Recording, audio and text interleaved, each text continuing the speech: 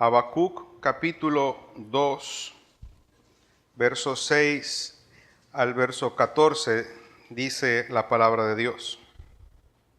Ayes contra los injustos. ¿No han de levantar todos estos refrán sobre él y sarcasmos contra él? Dirán, ay del que multiplicó lo que no era suyo, ¿hasta cuándo había de acumular sobre sí prenda tras prenda? ¿No se levantarán de repente tus deudores y se despertarán los que te harán temblar y serás despojo para ellos?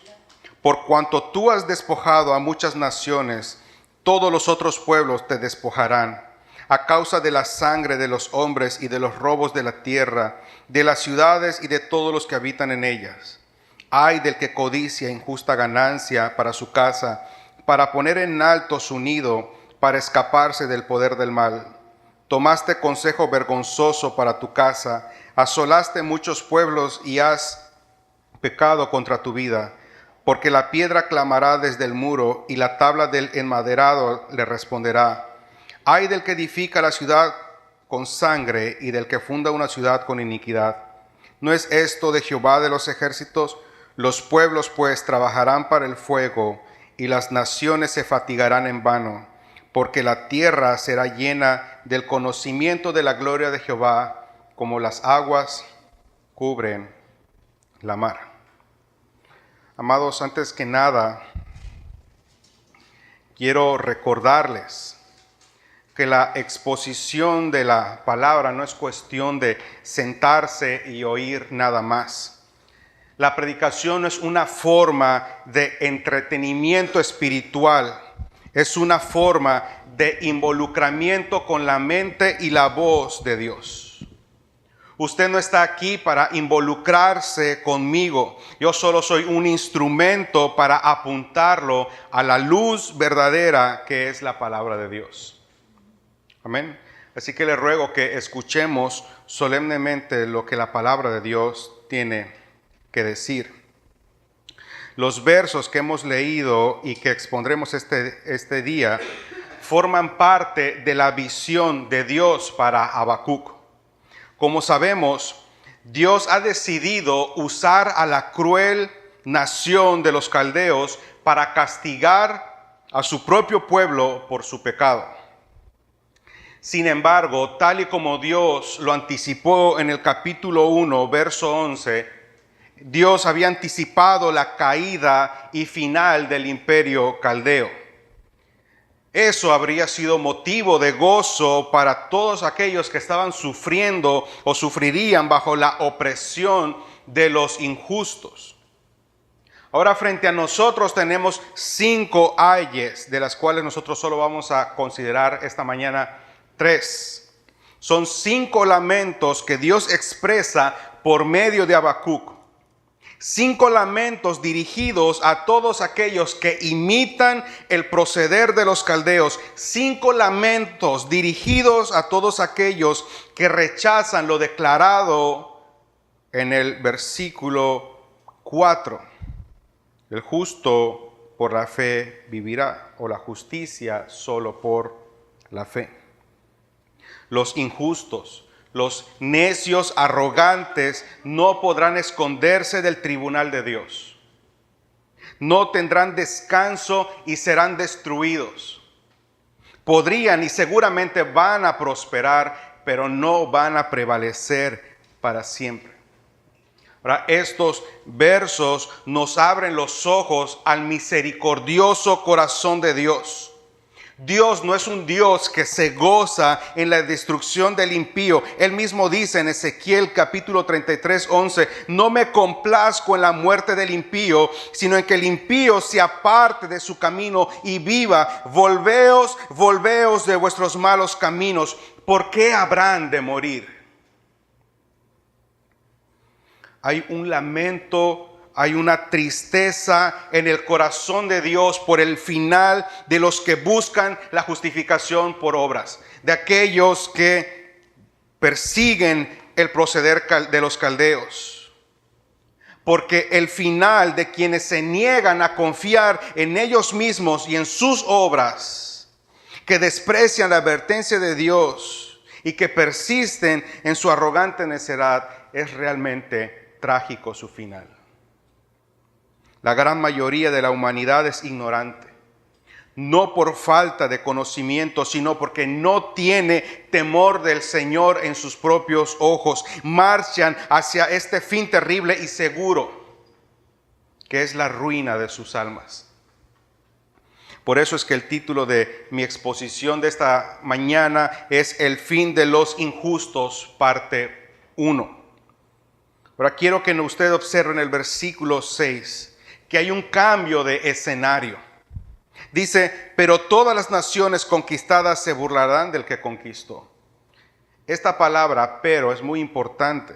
Aquí hay un cambio de escena. El conquistador ahora es causa de burla de las naciones que antes había conquistado. Ya no es objeto de miedo, es objeto de burlas. La nación soberbia ha caído y ahora camina con la cabeza agachada.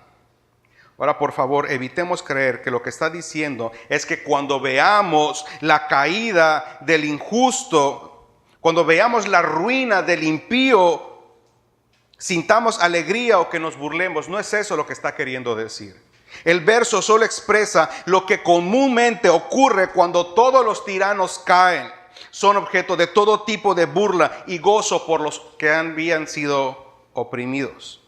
La burla no es característica de los justos, sino de los malvados. Cuando veamos la caída de los injustos, debemos aprender a vernos reflejados en ellos, porque de no haber sido por Dios, ese habría sido nuestro final. Ahora consideremos el primer lamento. Dice, ay de ti, que te haces rico con lo que no te pertenece. ¿Hasta cuándo seguirás amontonando las riquezas que tomaste prestadas? Cuando menos lo esperes, llegarán tus acreedores. Despertarán los que te atormentan y te dejarán desnudo. Las naciones se unirán en contra tuya y te saquearán como tú las saqueaste a ellas. Te harán pagar todos tus crímenes, las violencias que cometiste en el país contra las ciudades y sus habitantes. El pasaje revela deudas que se han estado acumulando por un largo periodo de tiempo. Deudas que un día se reclamarán. Crímenes que un día se habrían de pagar. Dios anuncia un día de venganza. Ahora, si bien esto es dirigido a los caldeos, quienes habían amontonado riquezas que no les pertenecían al saquear a grandes naciones, a costa de miles de vidas humanas y de todo tipo de crimen, también es un principio para toda la humanidad. Dios abre con una verdad solemne. Un día Dios va a juzgar a los caldeos. Un día Dios va a llamar a los caldeos a rendir cuentas. Dios mantiene continuamente un juicio en plena sesión y está considerando las obras. Cada acción malvada que realizan queda documentada. De la misma manera, un día Dios va a juzgar a los hombres. Un día Dios llamará a la humanidad y ésta tendrá que rendir cuentas. Repito, Dios mantiene continuamente un juicio en plena sesión y está considerando cada obra y cada acción malvada queda registrada. Ese juicio es reflejado en alguna medida en nuestras conciencias. Aquellos que conocen el Evangelio y aquellos que no conocen el Evangelio, todos tenemos una cierta medida de conocimiento, por medio de la cual sabemos qué es bueno y qué es malo. Nuestras conciencias continuamente o nos están acusando o nos están exonerando. La corte celestial día a día está en sesión. Conforme cada persona deja este mundo, se emite un veredicto de inmediato sobre esta persona. quiero que consideremos el caso caldeo y para eso le voy a pedir que vaya a Daniel capítulo 5, por favor. No pierda Habacuc, pero vaya a Daniel capítulo 5. Daniel capítulo 5, en el que usted va al pasaje, le comento, relata que un día, mientras los caldeos están celebrando una fiesta, la mano de Dios apareció escribiendo en la pared, Mene, Mene, Tekel, Uparsin.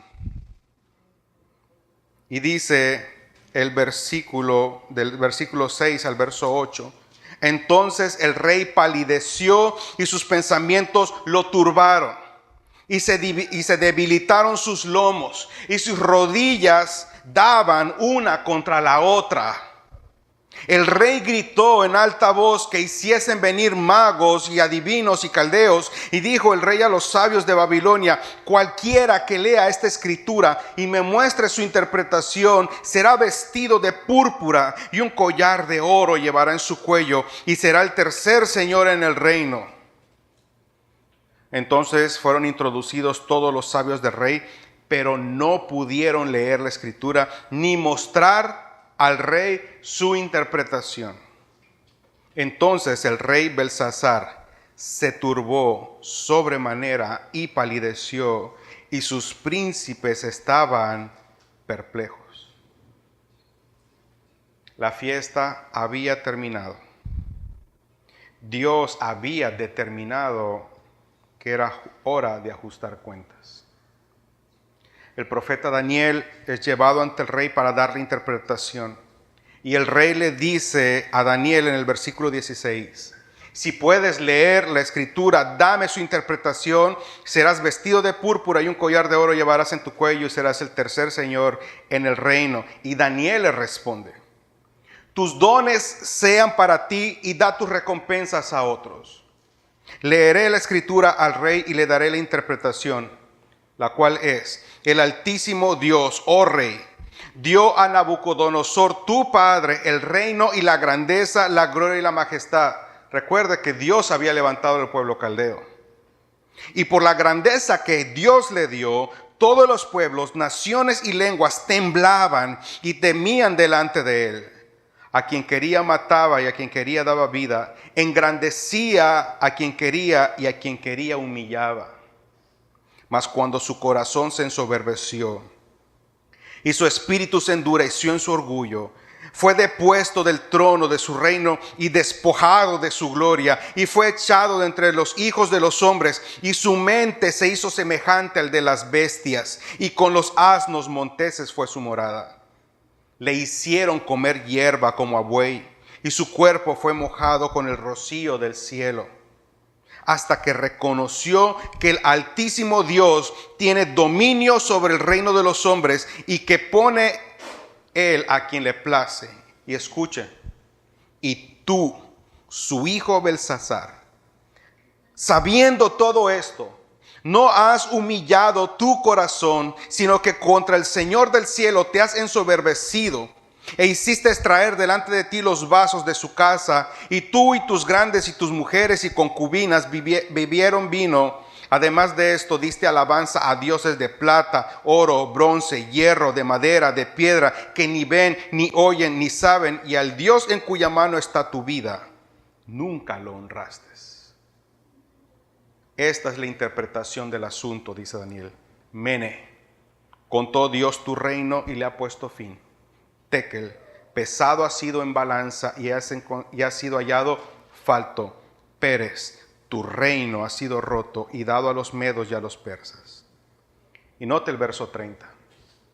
La misma noche fue asesinado Belsasar, rey de los caldeos, y Darío de Media tomó el reino siendo de 62 años.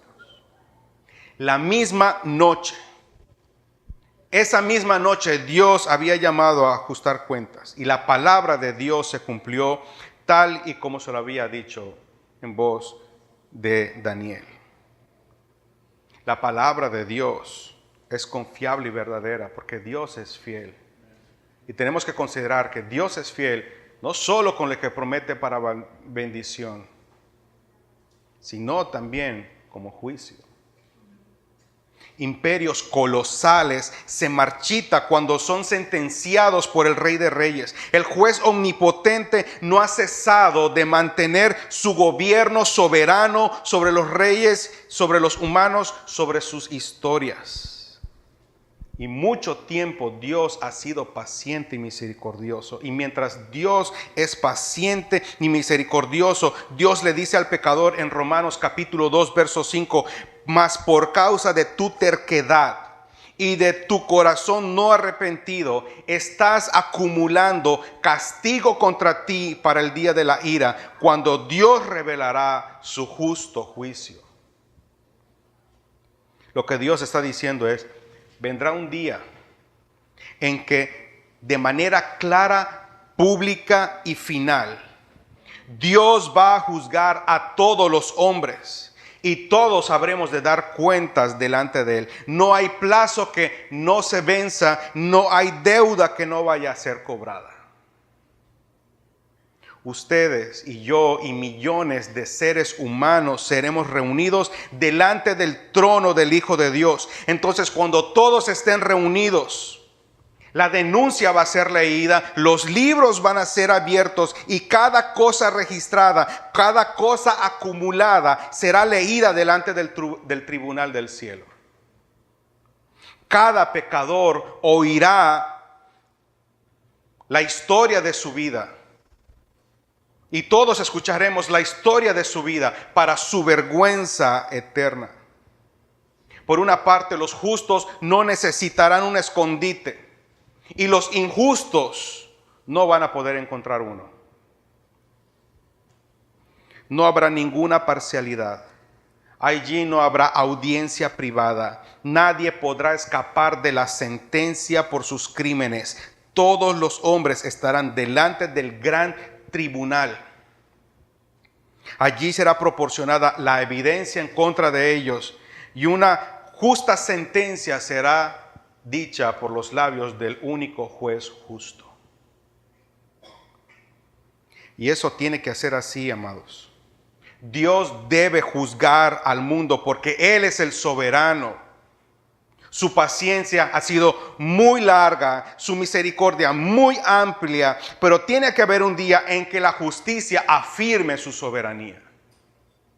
Será un día de gozo para los justos, pero será un día de lamento y crujir de dientes para los injustos. Romanos 14:12, cada uno de nosotros dará a Dios cuenta de sí mismo. Mateo capítulo 12:36, de toda palabra vana que hablen los hombres darán cuenta de ella en el día del juicio. 2 Corintios 5:10, todos nosotros debemos comparecer ante el tribunal de Cristo para que cada uno sea recompensado por sus hechos estando en el cuerpo, de acuerdo con lo que hizo, sea bueno o sea malo. La palabra de Dios en Amós 4:12 dice, prepárate para venir al encuentro de tu Dios. Prepárate. Este es un aviso asombroso, apropiado para cada uno de nosotros en todo momento, porque ninguno de nosotros sabemos cuándo seremos llamados a rendir cuentas a nuestro Dios. Y creo que este pasaje de Amós, este versículo, prepárate para venir al encuentro de Dios, lo podemos aplicar de dos maneras. Prepárate para venir al encuentro de tu Dios como un reto, como un desafío. Prepárate para venir al encuentro de tu Dios como un llamamiento. Como un reto, Dios desafía, invita a sus enemigos, prepárate a venir a su encuentro. Cuando un boxeador va a pelear a un campeón mundial, se prepara duramente por mucho tiempo. Si vas a entrar en el cuadrilátero de Dios, vas a tener que llegar muy bien preparado. También puede entenderse como retando a los rebeldes orgullosos que vengan preparados al encuentro con el Dios que han menospreciado. Que se preparen a luchar con el que han hecho su enemigo y contra cuyas leyes se han rebelado continuamente. Pero como llamamiento, reconocemos una vez más que algún día todos se pondrán de pie delante de Dios y darán cuentas. Yo te ruego de verdad, por favor, considera con quién te vas a encontrar. Debes ir al encuentro con Dios, tu Dios, el Creador. El encuentro con Dios es inminente.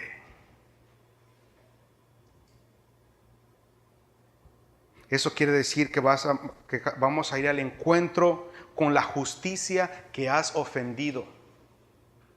Vas a ir al encuentro de aquel cuyas leyes has quebrantado, de cuyos castigos te has burlado, de cuyos castigos, cuya paciencia has menospreciado. Debes ir al encuentro con tu Dios. El que ha visto y conoce tu corazón y leído tus pensamientos, que ha notado cada acción y recordado cada palabra. Tienes que ir al encuentro con aquel que dice Habacuc, cuyos ojos nunca son engañados ni pueden ver el pecado. Vas a ir al encuentro con este Dios que puede ver a través del velo de la hipocresía. Por favor, ten en cuenta estas palabras.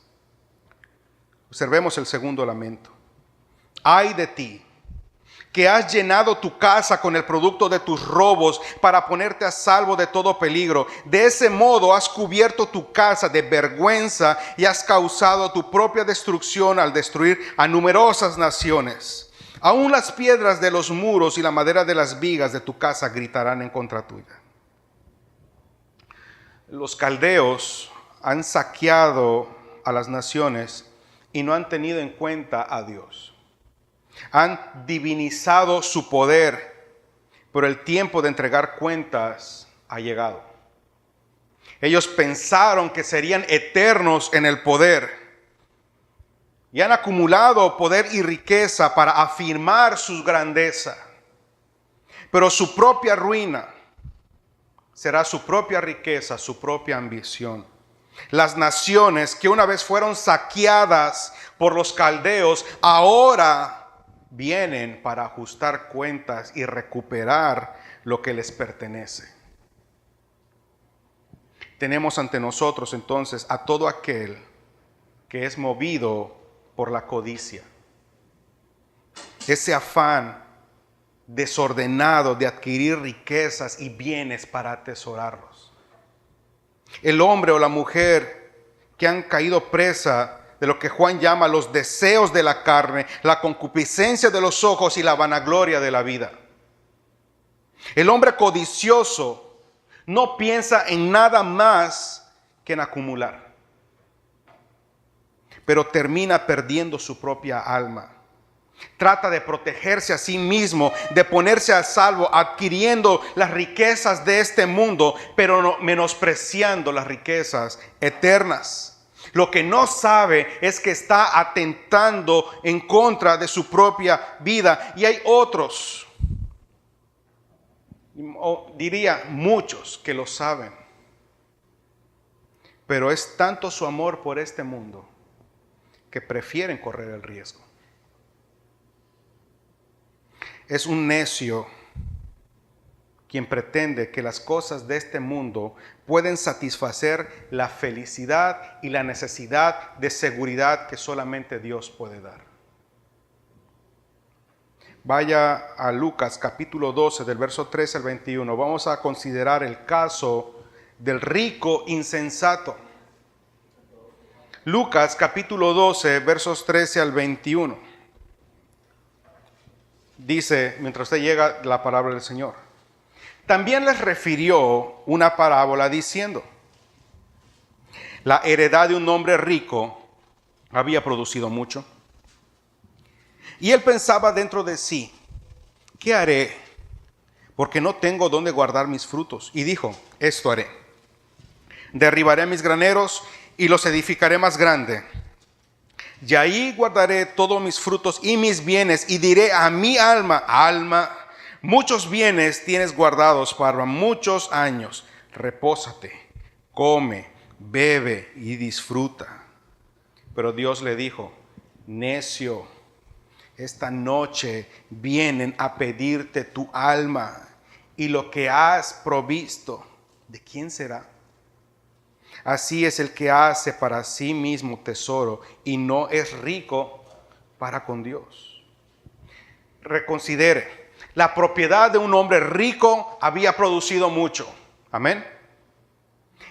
El hombre de la parábola de Jesús fue bendecido con un terreno fértil y tuvo tanto éxito que tenía problemas para manejar sus recursos. Y él mismo dice, no tengo dónde guardar mis frutos. Ahora considere lo siguiente, ¿quién hace llover? Dios. ¿Quién hace a la tierra dar frutos? Dios. ¿Quién da la semilla al que siembra? Dios. ¿Quién hace salir el sol? Dios. El hombre ciega y riega por el crecimiento, lo da Dios. ¿Quién da la salud y las fuerzas? Dios. Pero note, Dios no está en este pasaje, no está en la vida, no está considerado en la vida del rico. No hay agradecimiento. Él supone que todo es debido a su propio esfuerzo. No hay ningún tipo de reconocimiento de Dios. Lo irónico, el pasaje nos muestra que en lugar de gratitud hay dolor y tristeza. Y también hay amor por las riquezas. Y estas tres características, dolor y tristeza y amor por las riquezas, están en las palabras, ¿qué voy a hacer? ¿Qué voy a hacer? El ser humano piensa que ser rico significa estar libre de ansiedad. Pero este hombre rico está tan lleno de preocupaciones, tanto como un mendigo sin una moneda en este mundo. Es un hombre miserable. Es rico, pero miserable. Y dice, esto haré. Entonces, con una gran cantidad de recursos, el hombre de la parábola planea su vida con confianza. Voy a hacer esto. Él proyecta gestionar mejor su riqueza y luego disfrutar la vida al máximo. Alma, repósate, disfruta. Y Dios le dice, necio, esta noche vienen a pedirte tu alma. En una noche todos los logros y planes y proyectos del hombre se arruinaron. Recuerde al rey Belsasar, la misma noche se cumplió la interpretación de Daniel. Este hombre rico hizo planes de negocios y planes de vida, pero no pudo controlar el día de su muerte. Ninguno de nosotros puede controlar el día que Dios nos va a llamar a cuentas. Y todos sus logros y sus planes ahora son nada. Y dice que Dios le llama a este varón necio. ¿Por qué? No porque era rico, sino porque vivió sin conciencia ni preparación para la eternidad. Y le dice, vienen a pedirte tu alma. Este hombre debía su fortuna a Dios, pero aún más, debía su alma a Dios y se la pidieron.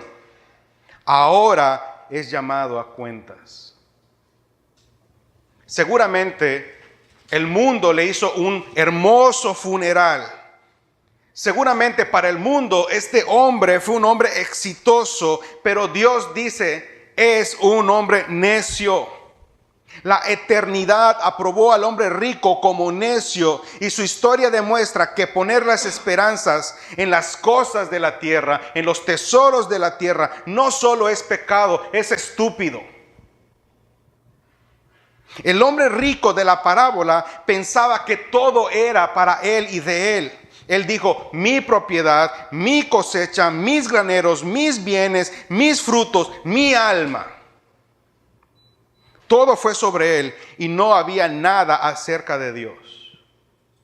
Al final comprobó que nada era suyo, todo estaba sujeto a Dios. Incluso su propia alma tenía dueño y no era él. Amados, no podemos ocultar el hecho de que las riquezas terrenales a menudo nos impiden perseguir riquezas celestiales como debiéramos. Pablo escribió a Timoteo en 1 Timoteo 6:9, porque los que quieren enriquecerse caen en tentación y lazo, en trampas, y en muchas codicias necias y dañinas, que hunden a los hombres en destrucción y perdición. La mayoría de nosotros tiene miedo a la pobreza, pero quizás deberíamos tenerle más miedo a la riqueza. Anhelar los tesoros celestiales es mucho más provechoso y sabio que anhelar los tesoros de esta tierra. Escuche lo que dice Santiago capítulo 5. Vamos ahora, ricos, lloren y aúllen por las miserias que les vendrán. Sus riquezas están podridas y vuestras ropas están comidas de polilla. Vuestro oro y plata están enmohecidos y su moho testificará contra vosotros y devorará del todo vuestras carnes como fuego. Habéis acumulado tesoros para los días postreros. Habéis vivido en deleite sobre la tierra y sido disolutos. Habéis engordado vuestros corazones como en día de matanza. Por su enfoque avaro, codicioso, egoísta y cruel, sus propias riquezas se han convertido en su propio ejecutor y en su propia condenación. Pero mire, ahí mismo en la parábola, el enfoque de Jesús, me encantan las siguientes palabras de Jesús. Dijo luego a sus discípulos: por tanto os digo, no os afanéis por vuestra vida, qué comeréis, ni por el cuerpo, qué vestiréis. La vida es más que la comida y el cuerpo que el vestido. Escuche, no os afanéis, no es una sugerencia, es una orden amorosa. No te afanes por tu vida. ¿Por qué, Jesús? ¿Por qué me pides que no me afane por la vida? Porque la codicia y la preocupación están estrechamente relacionadas. La codicia nunca tiene suficiente y la preocupación es el miedo a no tener suficiente. De manera que puedes ser infiel a Dios tanto a través de la preocupación como a través de la codicia. No te preocupes, le dice. La vida es más que la comida. Lo que está diciendo es: el interés por lo humano solo lleva al hombre al nivel de un animal que simplemente sale a cazar para tener lo suficiente para la vida. Tu vida es más. La vida es más que cosas, es más que logros, es más que dinero, es más que fama, es más que poder, es más que ropa, es más que carros, es más que casa. Tú tienes asuntos más importantes y eternos a perseguir. El versículo 24 al 28, Jesús da razones para no preocuparse.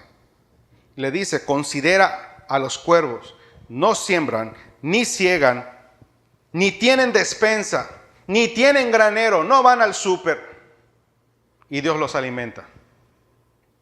¿No valen más ustedes que las aves? ¿Y quién de vosotros podrá con afanarse añadir a su estatura un codo? Pues si no podéis ni aún lo que es menos, ¿por qué os afanáis por lo que es más? Consideren también a los lirios, cómo crecen. No trabajan, no hilan, mas les digo que ni aun Salomón, con toda su gloria, se vistió como uno de ellos. Y si así viste Dios la hierba que hoy está en el campo y mañana es echada en el horno, ¿cuánto más a vosotros, hombres de poca fe? Dios provee para las aves y Él cuida de ellas. Por lo tanto, debemos esperar que Dios se ocupe de nosotros. Sin embargo, a diferencia del impío, quienes tienen una mezcla de preocupación y codicia, los justos somos como las aves. No se preocupen. Hacemos lo que tenemos que hacer para tener el sustento con la seguridad de que Dios proveerá y con la gratitud de tener lo suficiente. Para el injusto, el pan diario es sinónimo de escasez, de pobreza. Para el justo, tener el pan diario es motivo de gratitud.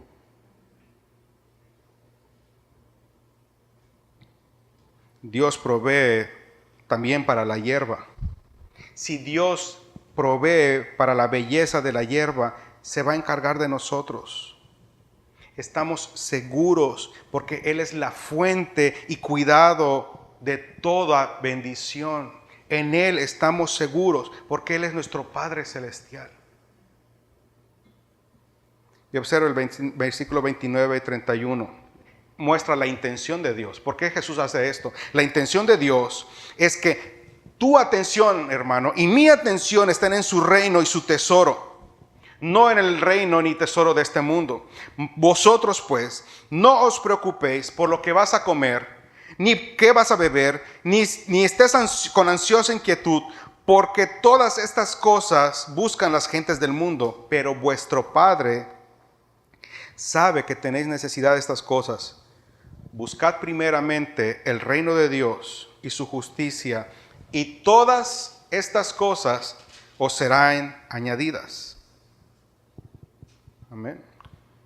Le pido, por favor, considere qué diferencia hay entre usted y el hombre del mundo. Buscar primeramente el reino de Dios debe ser la prioridad de nuestras vidas. Jesús nos recuerda que las riquezas de este mundo, los deseos de los ojos, no son objeto de confianza, menos para dedicar nuestras vidas. Si usted piensa lo contrario a las palabras de Jesús, usted vive la vida como cualquier otro animal, preocupado solo por las necesidades físicas y temporales, satisfaciendo apetitos, pero sin ninguna esperanza eterna. Los justos no aspiran a las riquezas de este mundo como prioridad. Ellos están esperando una ciudad que no ha sido construida por manos humanas. Sus deseos son celestiales. Su esperanza es diferente, sus deseos han cambiado, sus prioridades han cambiado. Escucha cómo dice Jesús: bienaventurados los mansos, porque ellos recibirán la tierra por heredad. David escribió: pero los mansos heredarán la tierra y se recrearán en abundancia de paz. Después de que esta tierra haya sido purificada por el fuego, después de que Dios haya incinerado todas las obras de los hombres y todo rastro de la humanidad corrupta haya sido destruida por el fuego, entonces esta tierra será hecha una vez más, y entonces los únicos que van a poseer la tierra son los mansos. No así para los injustos, los amadores del mundo más que de Dios. Ellos clamarán desde el infierno, pero Abraham les contestará como contestó al hombre rico en Lucas capítulo 16, versos 19 al 31. Hijo, durante tu vida recibiste tus bienes y Lázaro igualmente males, pero ahora él es consolado aquí y tú estás en agonía. Qué gozo para los justos. Por fin reciben descanso y honra eternos. Pero qué triste, qué lamentable final para el que amó más a este mundo, que no rehusó a su corazón el amor a los bienes, que compró seguridad con polvo. Ellos mismos testificarán lo absurdo de su necedad. Tercer lamento. Ay de ti que construyes tus ciudades con sangre y sobre la injusticia estableces una ciudad. El Señor Todopoderoso va a hacer inútil tu trabajo y tu fatiga, pues todas tus obras serán destruidas por el fuego, y el conocimiento de la gloria del Señor llenará entonces toda la tierra como las aguas llenan el mar. Es notorio en las Escrituras que tan pronto el hombre cayó y fue sacado del jardín de Dios, su descendencia manchó de sangre el siguiente capítulo de la Biblia. La sangre se utiliza para describir la muerte violenta, los crímenes de un ser humano a manos de otro. Después de que Caín mató a su hermano Abel, Dios le llama a rendir cuentas y le encaró con estas preguntas: Caín, ¿qué has hecho? La voz de la sangre de tu hermano clama a mí desde la tierra. De la misma manera que llamó a cuentas a Caín, Dios llama a cuentas a la nación caldea, que levantó su imperio sobre asesinatos, intrigas, excesiva crueldad contra sus vecinos y sin ningún tipo de respeto por la vida. Lo que ocurre ante nuestros ojos es el resultado de despreciar a Dios. Tan pronto quebrantamos los mandatos de no tener otro Dios delante de nosotros, de no adorar a otros dioses, de no amar a Dios, todos los demás mandamientos que son con respecto a nuestra relación con las personas también van a ser quebrantados. Si no hay temor a Dios, no hay respeto para las otras personas.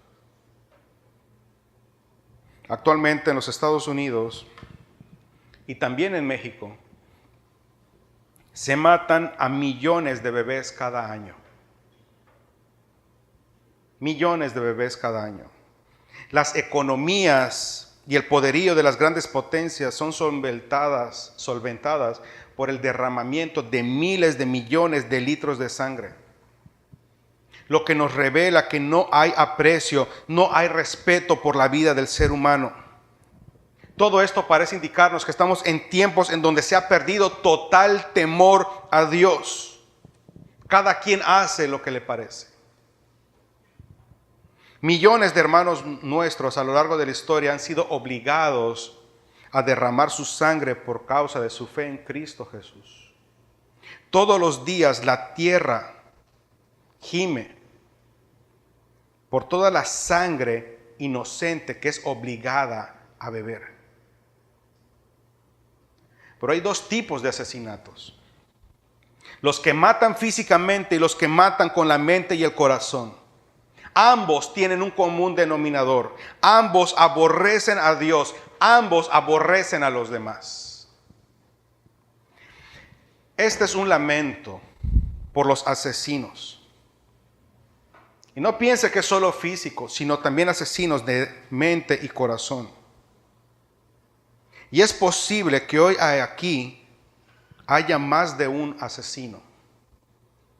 El solo hecho de aborrecer a otra persona en nuestro corazón es razón suficiente para ser declarados y llamados a dar cuentas por el cargo de asesinato. Jesús dijo estas palabras: ustedes han oído que se les dijo a sus antepasados, no matarás, y cualquiera que cometa homicidio será culpable ante la ley. Pero yo Jesús, la segunda persona de la Trinidad, Dios mismo, les digo que todo aquel que esté enojado desproporcionadamente con su hermano será culpable. Y cualquiera que le diga inútil a su hermano será culpable. Y cualquiera que le diga idiota a su hermano será culpable y merecedor del infierno. Todo el que aborrece a su hermano es homicida. Y sabe, es fácil apuntar y escandalizarse por algún asesinato físico, pero no reaccionamos de la misma manera con el desprecio que hay en nuestro corazón hacia otra persona. Asesino no es únicamente aquel que toma un arma y mata a su prójimo. Homicida es todo aquel que aborrece y odia a su hermano. Conociendo esto, nos damos cuenta que muchos hijos han cometido asesinato contra sus padres en sus mentes. Muchos maridos han cometido homicidio contra sus esposas y muchas esposas han cometido homicidio contra sus maridos porque no saben perdonar sus faltas. Y sabe, muchas veces esta es la razón por la cual Dios no envía salvación y vida eterna en medio de su pueblo. Hay muchos asesinos en la congregación que levantan las manos al cielo, pero están llenas de la sangre de su prójimo. Mientras el reino de Dios no es establecido de manera definitiva, mientras el viejo homicida de las almas tenga dominio sobre este mundo, la armonía entre los seres humanos será una tarea imposible. Rubén Darío expresa en una poesía la realidad de la humanidad. Decía Rubén Darío: sin guerra no hay paz. Siempre ha existido la guerra. Solo buscan la paz y siempre viven en guerra. Guerra para paz y paz para combatir. Necesitamos que el reino de paz sea establecido en los corazones de cada pecador. Porque solo sabemos tener paz derramando sangre inocente. Le hemos declarado la guerra en nuestra conciencia a la ley de Dios y a Dios mismo. Y ahora, hermanos, como embajador de Dios, vengo a presentar en su nombre el tratado de paz. Y les suplico que preste atención. Como dijo Pablo, como si Dios rogase por mí, les ruego en el nombre de Cristo, reconciliados con Dios. Reconcíliense con Dios en su nombre. Él vino a establecer la paz entre la justicia de su Padre y nuestras almas. Y ha obtenido la paz para nosotros por medio de la sangre de Cristo Jesús en la cruz de Calvario. Los caldeos cometieron injusticia al edificar su imperio, al derramar la sangre de inocente. Y somos como ellos cuando para edificar nuestra propia justicia menospreciamos a los demás. Nos creemos superior a los demás. Y ciertamente la muerte es una tragedia. Y peor si esa muerte fue injusta. Pero dígame, ¿quién de nosotros es inocente?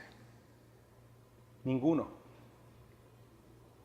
Pero 2017 años atrás se cometió el juicio más corrupto.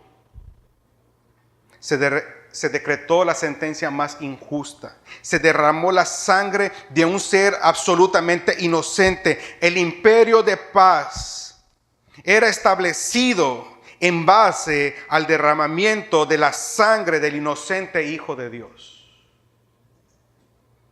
Nuestro Señor, estando cerca de su muerte, a punto de morir y de subir al Padre, hizo su testamento, si le podríamos llamar así, y dijo: la paz os dejo, mi paz os doy. Y podemos estar seguros que este testamento de nuestro Señor Jesucristo es válido todavía hasta la fecha. Es aplicable a toda simiente comprada con su sangre. La paz es de ellos y debe ser de ellos porque Él murió y puso el testamento en vigor y vive para hacer válido ese testamento. El legado que nuestro Señor ha dejado aquí es su paz. Dios ha hecho una alianza de paz entre su pueblo y Él mismo. Las palabras de nuestro Señor también se refieren a la paz que existe en medio, o que debe existir en medio del pueblo de Dios. La paz de cada quien hacia su hermano. Hay una paz de Dios que reina en nuestros corazones por medio de Jesucristo, por la cual estamos unidos con los lazos más estrechos de unidad con los hijos de Dios. Pero también hay una paz decretada en la corte de justicia divina. La palabra dice: justificados pues por la fe, tenemos paz para con Dios, por medio de nuestro Señor Jesucristo, por quien hemos recibido también la reconciliación.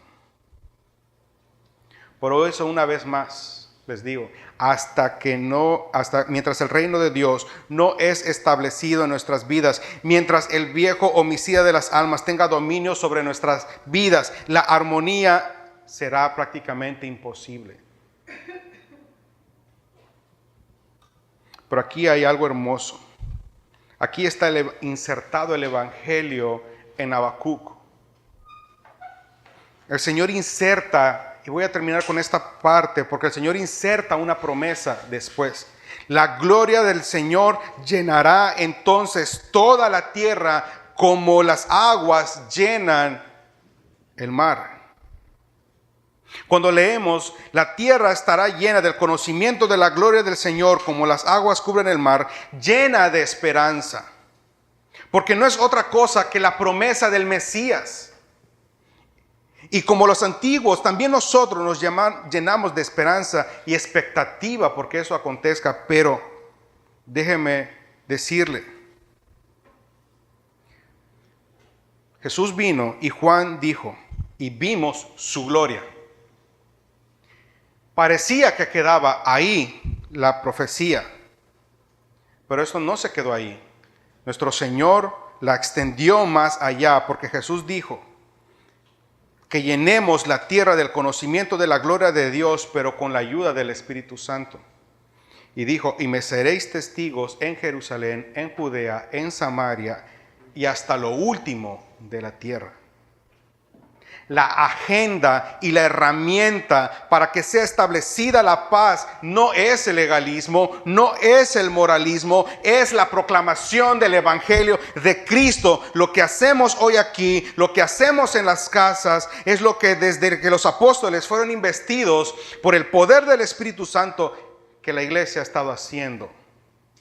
Vamos llenando y llevando la gloria de Dios cuando llevamos el Evangelio y hacemos discípulos. El conocimiento de la gloria de Dios llegó a través de Jesucristo. Y en Jesucristo se nos da a conocer la gloria de Dios, porque Él mismo dijo, el que me ve a mí, también ha visto a mi Padre. Y el Espíritu Santo, por medio del Evangelio, establece la paz en nuestras vidas y nos transforma de gloria en gloria.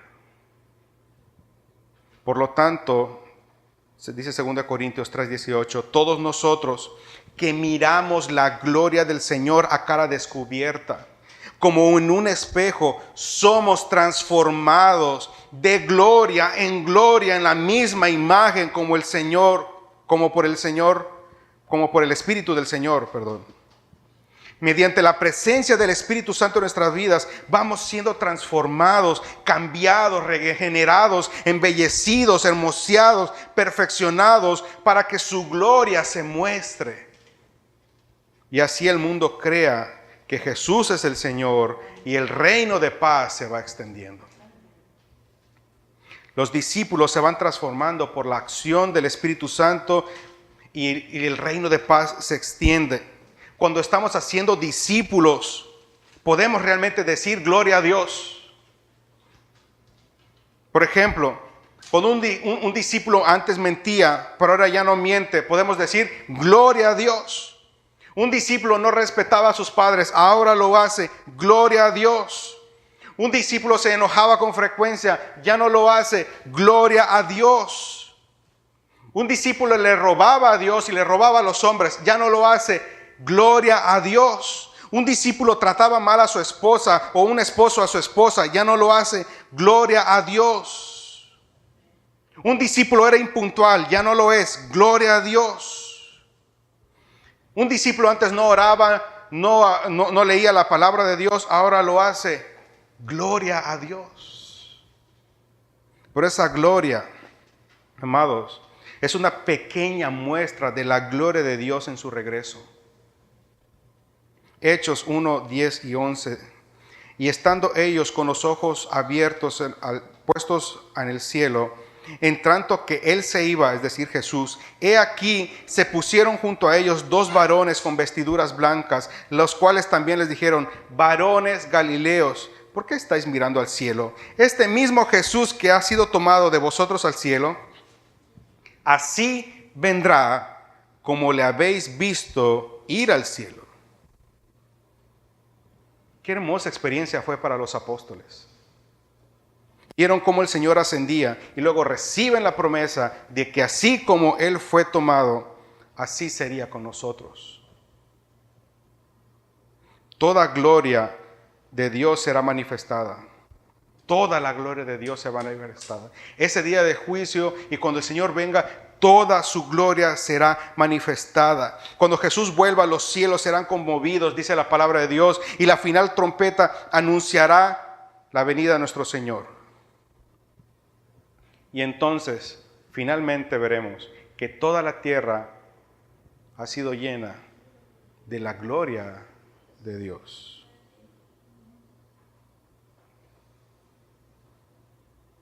Los que se asomen al día del juicio,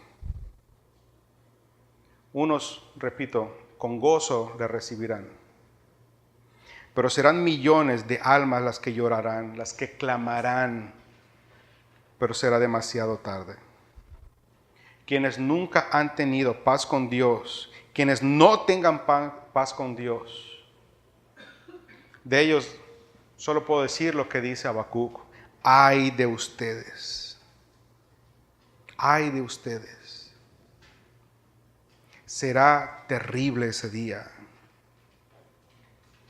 Tendrán que verlo, y Él es fuego consumidor. Tendrán que ver ese horno ardiente donde morir sería una bendición, pero no será así.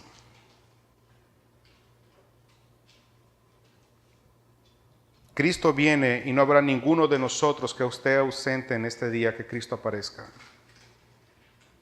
Y amado, termino con esto: no te contentes con tener una esperanza a menos que sepas que es la esperanza, que es la mejor y la buena esperanza por medio de la gracia.